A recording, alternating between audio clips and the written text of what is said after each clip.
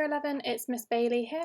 So this lesson is going to be building on the work you did with the National Oak Academy last lesson on reversible reactions. So for your starter task, you've hopefully already seen on the Padlet, but you are self-marking the catalysts questions that you did a couple of lessons ago. So this is really helpful to you to be able to see what the examiners are writing in the mark scheme, so you know exactly what keywords you should be using. So if you haven't already done that, pause the video and then come back. So can you recall what this symbol means? Have a think about the two layers to this symbol. So with this symbol, we have a half arrow in both a forwards direction, but also in a backwards direction. And so this is showing us a reversible reaction, showing us that it can go from reactants to products, but also from products to reactants. So what we're going to look at in this video is some examples of some reversible reactions, some of which you will have come across before. So the first one to consider is litmus paper. So this you will have used before to test for acids and alkalis. So red litmus turns blue in an alkali, and blue litmus turns red in an acid. But actually, this is an example of a reversible reaction, because what we can do is we can take blue litmus paper and put it into an acid and see it turn red. But we could then take that red litmus that has been formed and put it into an alkali and see it go back to being blue. So this is an example of a reversible reaction where it's been shifted depending on the pH of the solution. So how acidic or alkaline the reaction is, how acidic or alkaline the solution is. Another example of a reversible reaction, this one is probably less familiar to you, but it involves the thermal decomposition of ammonium chloride. So we have some solid ammonium chloride salt in our boiling tube, and we heat it up, and that heat provides the energy in order to decompose our ammonium chloride into ammonia and hydrogen chloride gas. But what you'll notice in this diagram is that towards the top of the boiling tube, where the temperature is cooler, those gaseous products recombine to form our ammonium chloride salt that we started with. And so we would see a white salt being formed along the side at the top of that boiling tube. A third example to consider is copper sulfate. So copper sulfate is something which you probably made last year when we were looking at making salts.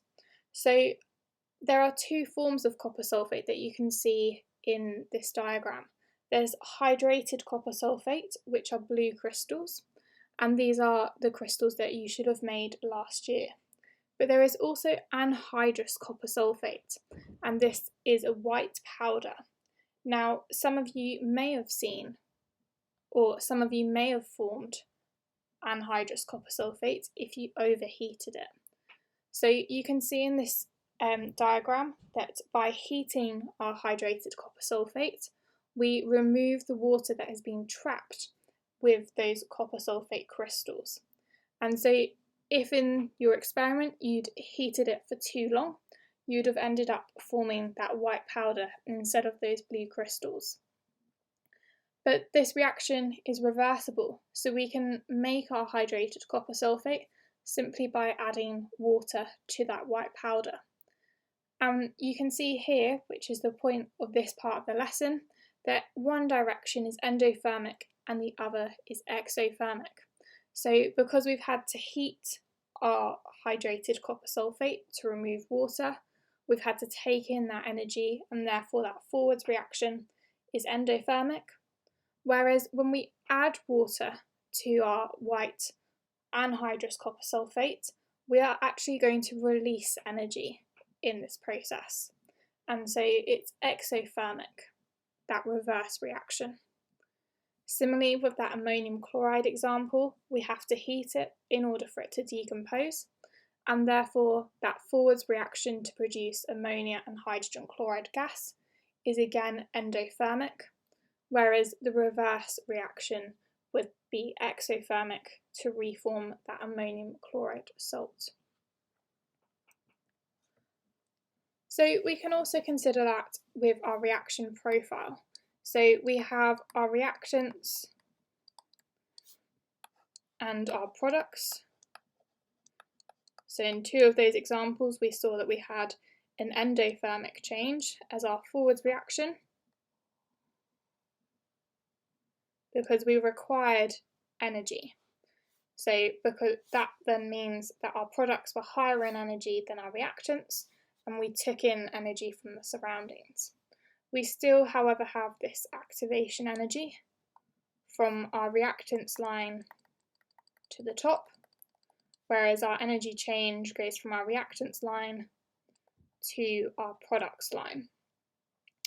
So if we are going in a forwards direction, we can see that our energy change is a positive one and therefore is endothermic.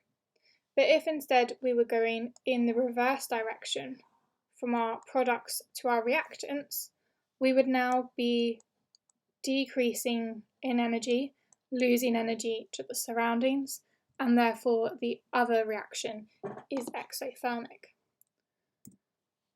So your first activity is there are 6 questions for you to answer, which is going to summarise what we have talked about in this video. So pause the video whilst you have a go at these.